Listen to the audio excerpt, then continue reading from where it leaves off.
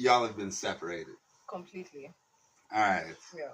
And I think one of the reasons why I even just want to look at that is, I don't know, somewhere in my head it feels like that might be a part of like what plays into it. Because I think the really interesting thing about Kenya, just from my perspective, I'm from the States. Yeah, we'll talk more about that another time.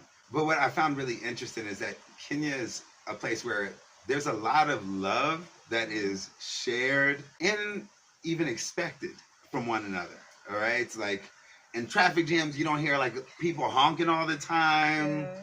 It's not a big deal to ask for a negotiation on a price and maybe get it to something a little bit more affordable for you. So there's like a lot of space for empathy and grace. And at the same time, there's this other end of the spectrum, which is also a great perk.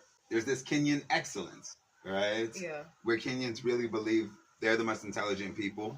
And I actually love being surrounded by people who view themselves as intelligent. It opens up so many pathways for great conversations. And yet it feels like a mix of those two things, right? Where it's like people believe that they are so intelligent and so excellent that they don't really need anybody.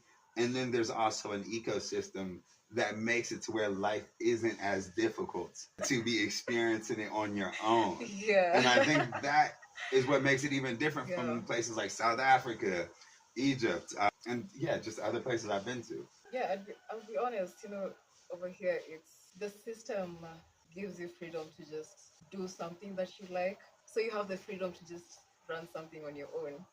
You can sustain yourself on your own. And it's also, I'd say it's safer than most of the places. Definitely safer than most of the places.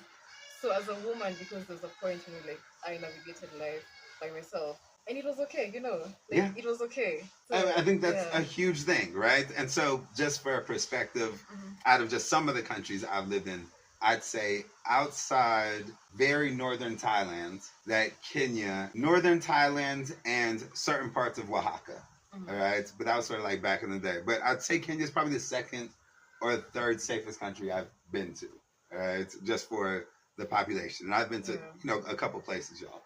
And I do agree that that version of comfort allows people a lot of belief that there is not a need to partner up.